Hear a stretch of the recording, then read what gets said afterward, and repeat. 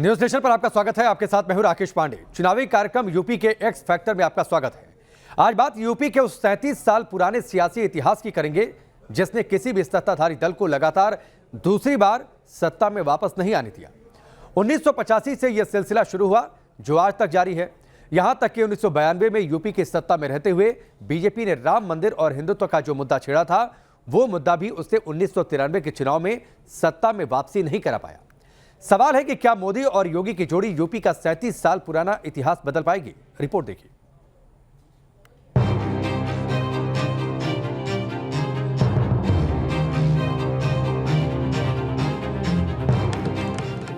कहते हैं जब भविष्य की पिक्चर क्लियर न हो तो रास्ता इतिहास दिखाता है। यूपी की सियासत में 2022 का बिग पिक्चर क्या होगा, ये चुनाव नतीजों से पहले उसी इतिहास के पन्नों में ढूंढने की कोशिश हो रही है जो इतिहास कहता है कि यूपी में बीजेपी का सत्ता में वापस लौटना बेहद टफ टास्क है और बीजेपी उसी नामुमकिन को मुमकिन बनाने में लगी।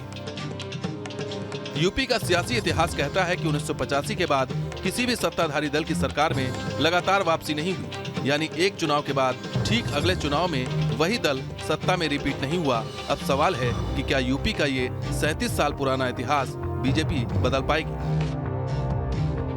आप इसे मिथ कहिए या फिर यूपी में सत्ता बदलाव की सच्चाई कि यूपी के लोगों ने एक बार जिस सियासी दल को सत्ता में बैठने का मौका दिया ठीक अगले ही चुनाव में उसे नकार दिया।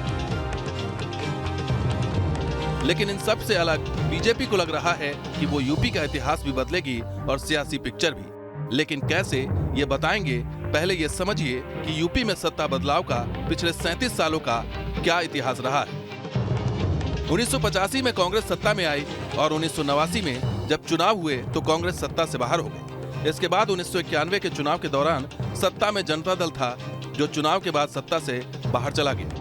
1993 में हुए विधानसभा चुनाव के दौरान सत्ता में बीजेपी थी, लेकिन इस चुनाव के साथ बीजेपी की विदाई हो गई। 1996 के चुनाव से पहले सत्ता में एसपी और बीएसपी बारी बारी से रही थी, लेकिन इस चुनाव ने दोनों को सत्ता से दूर कर दिया। 2002 में जब विधानसभा के चुनाव हुए तो सत्ता में बीजेपी थी, उस चुनाव में भी बीजेपी दोबारा सत्ता में नहीं लौटी। 2007 के चुनाव हुए तो सत्ता में समाजवादी पार्टी थी, लेकिन चुनाव में बीएसपी को बहुमत मिला। इसी तरह 2012 के चुनाव हुए तो मायावती को यूपी की जनता ने सत्ता में रिपीट नहीं किया और 2017 के चुनाव में यही हाल एसपी के अखिलेश का भी हुआ। अखिलेश चुनाव हार गए। किस्म से जो सत्ता विरोधी रुझान के साथ साथ कांग्रेस के साथ जो समाजवादी पार्टी का जो गठबंधन था उसको भी जनता ने स्वीकार नहीं किया और उसके अलावा जो उत्तर प्रदेश में जो आंधी चल रही थी, एक किस्म से मोदी की आंधी जो चल रही थी, हालांकि योगी पिक्चर में नहीं थे। सबसे ज्यादा जो अप्रासंगिक हुई वो अप्रासंगिक बहुजन समाज पार्टी हुई, जिसकी पूरी वोट का प्रतिशत पर्याप्त प्रतिशत होने के बावजूद भी उसकी सीटों में डायरेक्ट रिड्यूस हो गई, बहुत कम हो गई। पिछले 30 वर्षों में रहा है, कोई भी सरकार दोबारा रिपीट नहीं हुई है। इसकी वजह बहुत साफ है कि एक तो कास्ट पॉलिटिक्स होता है, तो जो कि कास्ट पॉलिटिक्स का इमर्जेंस हुआ तो हर जो नेता होता है कास्ट पार्टी का वो कोशिश करता है कि उसके कास्ट को थोड़ी तरजीह मिले ताकि उसका वोट बैंक इंटैक्ट रहे। नतीजा ये हुआ कि अगर यादव आए तो यादवाइजेशन होना शुरू हो गया, अगर मायावती आई तो दलित नेता ब्यूरोक्रेट्स आगे आ गए। तो ये सेंस ऑफ एम्पावरमेंट का एक डायनेमिक्स है जो चलता रहा, इसीलिए चीजें बदलती रही। अखिलेश सरकार में कानून व्यवस्था पर लगातार सवाल उठते रहे, लेकिन विकास के मोर्चे पर अखिलेश ने अपने 5 साल के कार्यकाल में कोई कसर छोड़ी नहीं थी। अखिलेश ने आगरा लखनऊ एक्सप्रेसवे को डेडलाइन के भीतर पूरा करने से लेकर यूपी में घर घर समाजवादी लैपटॉप पहुंचाए थे।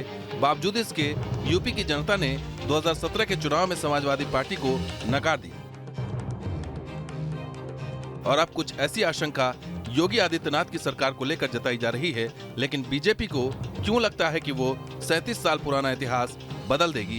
क्योंकि बीजेपी को लगता है कि वो 2022 में भी यूपी की सत्ता में लौटेगी। अब उसकी वजह समझिए। बीजेपी के पास यूपी में जीत की हैट्रिक लगाने का रिकॉर्ड है। साल 2014 के लोकसभा चुनाव में बीजेपी ने यूपी में क्लीन स्वीप किया था। 2017 के यूपी विधानसभा चुनाव में सबसे बड़े बहुमत के साथ वो यूपी की सत्ता में आई और फिर 2019 के लोकसभा चुनाव में भी उसने जीत की हैट्रिक लगा दी। मतलब यूपी में एक दो नहीं बल्कि लगातार 3-3 चुनाव जीतने का रिकॉर्ड बीजेपी ने बनाया है और अब इसी ट्रैक रिकॉर्ड की बदौलत उसे उम्मीद है कि वो 2022 में जीत का चौका लगाएगी। लड़ाई केवल सत्ता की नहीं है, ये लड़ाई तो उत्तर प्रदेश को देश के नंबर 1 प्रदेश के रूप में स्थापित करने की लड़ाई है और उसमें विपक्ष बाधक है।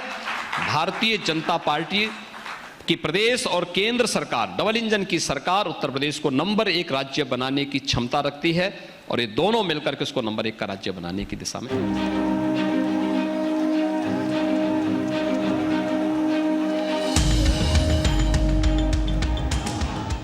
अब सवाल है कि पिछले लगातार 8 विधानसभा चुनाव में कोई भी पार्टी यूपी की सत्ता में बैक टू बैक वापसी क्यों नहीं कर पाई। आखिर 5 साल का परफॉर्मेंस देखने के बाद यूपी की जनता हर बार सत्ता में बदलाव क्यों कर देती है।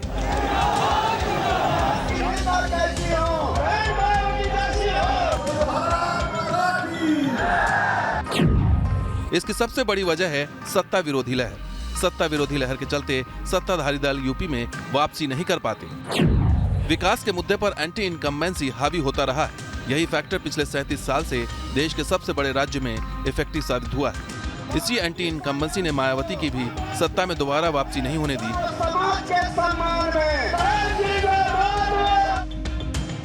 अखिलेश यादव भी विकास वाले तमाम दावों के बावजूद सत्ता विरोधी लहर की भेंट चढ़ गए। यहाँ तक कि 1992 में राम मंदिर का आंदोलन चलाने वाली बीजेपी जब सत्ता में रहते हुए 1993 के विधानसभा चुनाव में उतरी तो उसे राम मंदिर और हिंदुत्व का मुद्दा भी सत्ता में वापसी नहीं करा पाया। इसलिए और भारतीय जनता पार्टी का जो हिंदुत्व कार्ड था वो ना 2007 में इफेक्टिव था, ना वो 2011 में 12 में इफेक्टिव था।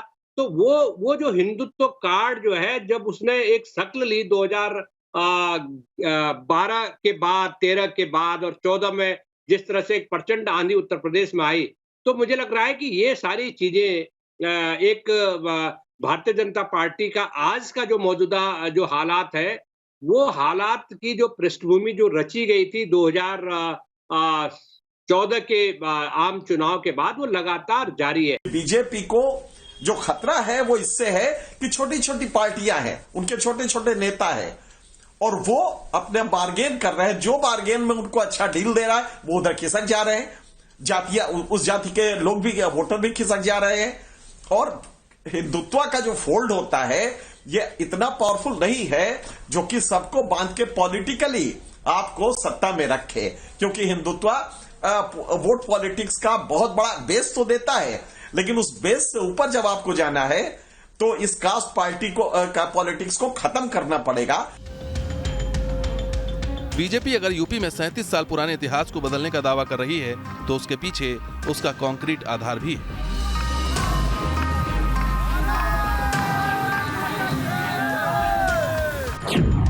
2014 के लोकसभा चुनाव में बीजेपी प्लस ने यूपी की 80 में से 73 सीटें जीती थीं। 2017 में विधानसभा चुनाव हुए तो बीजेपी ने 403 में से 325 सीटें जीतकर नया इतिहास रच दिया। और इसके बाद 2019 के लोकसभा चुनाव हुए तो बीजेपी के खाते में कुल 62 सीटें आईं। ना सिर्फ एक बार बल्कि दो बार भारतीय जनता पार्टी ने उत्तर प्रदेश में एंटी इनकम्बेंसी को फेस किया। एंटी इनकम्बेंसी को फेस करते हुए भाजपा ने दोनों ही बार बड़े मार्जिन से चुनाव जीता। सबसे पहले साल 2017 में जब केंद्र में मोदी सरकार थी, उस वक्त भी भाजपा को उत्तर प्रदेश के विधानसभा चुनाव में प्रचंड बहुमत हासिल हुआ। साल 2019 की बात करें, जब लोकसभा चुनाव हुआ, उस वक्त केंद्र और प्रदेश दोनों जगह भारतीय जनता पार्टी की सरकार थी। लेकिन तमाम विरोधी लहर होने के बाद भी भारतीय जनता पार्टी ने अपने विरोधियों को धूल चटा दी। दूसरी पार्टियों से अलग बीजेपी के लिए यूपी में नया क्या है उसे भी समझना जरूरी है, क्योंकि चुनाव चाहे लोकसभा चुनाव का हो या फिर विधानसभा का, बीतते वक्त के साथ यूपी में बीजेपी का जनाधार कम होने के बजाय बढ़ा है। 2014 के लोकसभा चुनाव में बीजेपी को यूपी में कुल 42.63% वोट मिले थे। 2017 का विधानसभा चुनाव कांग्रेस और एसपी ने मिलकर लड़ा था। बावजूद इसके बीजेपी ने कुल 39.67% वोट हासिल करके सरकार बनाई थी। और 2019 के लोकसभा चुनाव में एसपी, बीएसपी और आरएलडी के एक साथ चुनाव लड़ने के बावजूद बीजेपी ने यूपी में करीब 50% वोट हासिल किया था। कि भारतीय जनता पार्टी जो 2014 के लोकसभा चुनाव में प्रचंड बहुमत से उत्तर प्रदेश में सत्ता बना चुकी, केंद्र में सत्ता बना चुकी थी। उत्तर प्रदेश में भारी बहुमत उनको मिला था।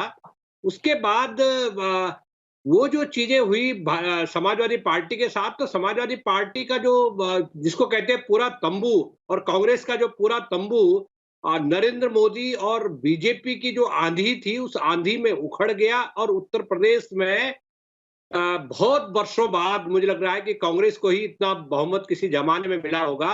2017 में एक से एक जो दिग्गज थे समाजवादी पार्टी के हार गए। बीजेपी के लिए भी यही मुश्किल होगी कि बीजेपी ने पाया तो 40% है वोट, करीब 3 करोड़ 44 लाख वोट मिले हैं, लेकिन हकीकत यह है कि 158 सीटें ऐसी हैं जहां के 20,000 से कम मार्जिन है, और 58 ऐसी हैं जो सिर्फ 5,000 की मार्जिन से हैं। अब आप जरा गौर कीजिएगा, किसी भी तरह अगर एक सोशल सेगमेंट है, एक कोई छोटी सी कास्ट है, उसके वोट दूसरी पार्टी को चले जाते हैं, तो ये पार्टी जो है, रूलिंग पार्टी जो है, उसके लिए खतरा है।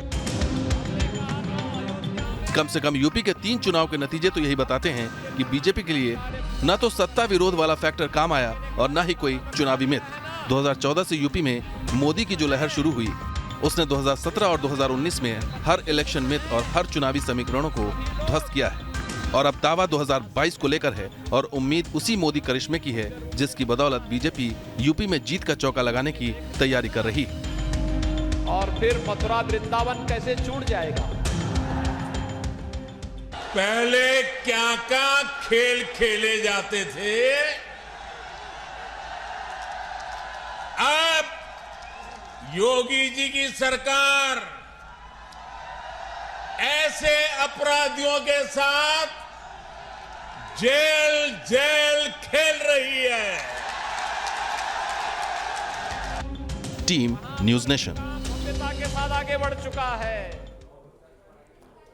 यूपी में जीत का एक बड़ा फैक्टर यहां का युवा वोटर भी है।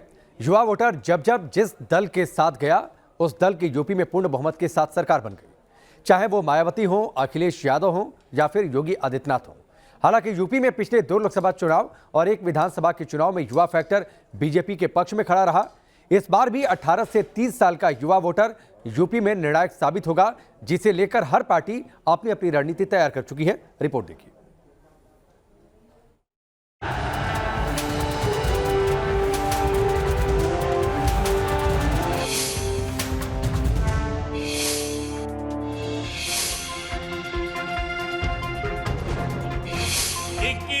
सदी का तो मंत्र है, युवा जनो येन गता सपंथाः। जिस मार्ग पर युवा चल रहे, वही मार्ग देश का मार्ग है। मेरठ की रैली से निकला मोदी का ये वही मंत्र है जिसने बीजेपी को लखनऊ के रास्ते पहले दिल्ली पहुंचाया और फिर 2017 में युवाओं के इसी मंत्र ने उसे लखनऊ की सत्ता दिलाई। 22वां युवा महोत्सव है और इस महोत्सव में मुझे जो देखने को मिल रहा है कि लगभग आधे से अधिक संख्या केवल हमारी बालिकाओं का है, बेटियों का है, बहनों का है।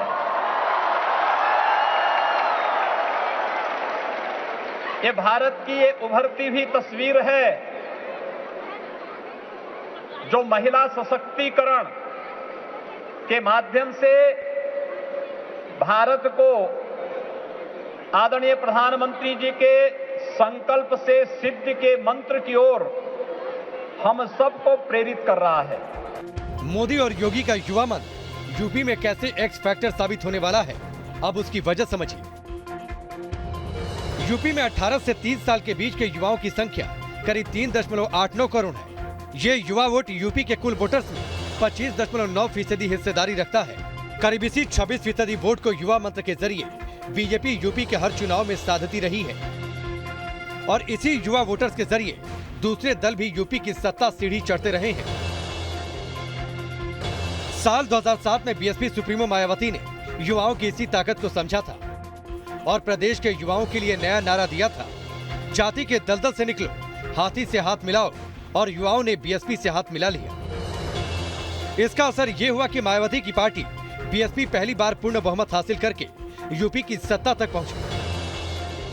2007 में यूथ का साथ मिला तो मायावती ने कुल 206 सीटें हासिल की, लेकिन इसके अगले चुनाव में यूथ नाराज हुआ और मायावती की पार्टी 2012 में 80 सीटों पर सिमट गई। 2012 के चुनाव में वही कहानी दोहराई गई।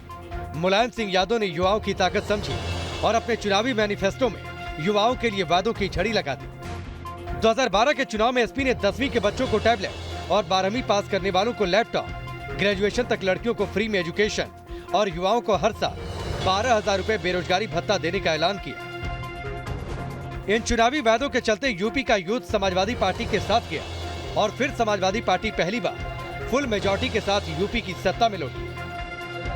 2012 में यूपी के यूथ का साथ मिला तो एसपी ने 224 सीटें जीती और फिर 2017 के चुनाव में यूथ बीजेपी की ओर शिफ्ट हुआ, जिसके चलते समाजवादी पार्टी 224 से गिरकर 47 सीटों पर सिमट गई। जब हम भारत के युवाओं की बात करते हैं तो सचमुच भारत दुनिया का सबसे युवा राष्ट्र है, सबसे युवा। और जीवन का कौन सा ऐसा क्षेत्र है जिस क्षेत्र में हमारे युवाओं ने अपनी पहचान से, अपनी प्रतिभा से, अपनी धमक से अपना लोहा न मनाया हो। हर क्षेत्र में आप लोगों ने, इस देश की युवा शक्ति ने अपनी ऊर्जा से, अपने तेवर से, अपने अभियान से समाज के सामने एक नया आदर्श प्रस्तुत किया है। 4 साल पहले जिस नोएडा में योगी आदित्यनाथ युवाओं की ताकत का लोहा मनवा रहे थे, उसी नोएडा में कभी यूपी के सीएम कदम रखने से भी कतराते थे। नोएडा को लेकर यूपी के पिछले तमाम मुख्यमंत्रियों के मन में ये मिथ या फिर कहें कि अंधविश्वास था कि जो भी सीएम रहते हुए नोएडा की धरती पर कदम रखता है वो दोबारा लखनऊ की गद्दी तक नहीं पहुंचता। लेकिन योगी आदित्यनाथ ने इस मिथ की कभी परवाह नहीं की। पिछले मुख्यमंत्री के तौर पर मायावती आखिरी बार 2011 में नोएडा में आने की हिम्मत जुटा पाई थी, लेकिन 2012 के चुनाव में वो हार गए। अखिलेश यादव अपने 5 साल के कार्यकाल में एक बार भी नोएडा नहीं आए। नोएडा को लेकर तमाम विकास कार्यों का उद्घाटन वो लखनऊ से ही करते रहे, जबकि योगी आदित्यनाथ ने नई सोच दिखाई और अपने कार्यकाल के दौरान कुल 19 बार नोएडा आए। योगी का ये कदम युवाओं को कनेक्ट करने के नजरिए से एक नई कोशिश थी, जो युवा न तो अंधविश्वास में यकीन रखते हैं और न ही किसी राजनीतिक मित्र में। इस बात में कोई शक नहीं कि इस बार के चुनावी मुकाबले में भी सेंटर ऑफ फोकस यूपी का यही युवा वर्ग है, जिसे साधने की हर दल कोशिश में लगा है, चाहे वो बीजेपी हो, एसपी या फिर कांग्रेस या बीएसपी। योगी सरकार ने यूपी में हर साल 1 लाख युवाओं को सरकारी नौकरी देकर नया रिकॉर्ड बनाया है। स्टार्टअप नीति के तहत यूपी में 5 लाख युवाओं को रोजगार से जोड़ा गया। इसके अलावा 1 लाख छात्रों को स्मार्टफोन और टैबलेट दिए गए। कांग्रेस ने युवाओं को फोकस करते हुए इस बार 20 लाख युवाओं को नौकरी देने का वादा किया है। 12वीं पास छात्राओं को स्मार्टफोन देने की चुनावी घोषणा हुई है और ग्रेजुएशन कर चुकी छात्राओं को ई-स्कूटी देने का वादा किया है। समाजवादी पार्टी ने इस बार युवाओं को 10 लाख नौकरी देने का वादा किया है, जबकि मायावती की पार्टी बीएसपी ने राजनीति और नौकरी में 50% महिलाओं को आरक्षण देने की बात कही है। इसके अलावा सरकारी विभागों में खाली पड़े पदों को भरने की भी बात कही जा रही है। जाहिर है तमाम सियासी पार्टियां युवाओं को अपनी ओर खींचने के लिए अपने अपने हिसाब से वादे और विकल्प दे रही हैं, लेकिन अब यूपी के यूथ को ये फैसला करना है कि वो किस पार्टी को लखनऊ की गद्दी तक पहुंचाती है। Team news nation. वक्त यहाँ पर ब्रेक का, जल्द वापस लौटते हैं।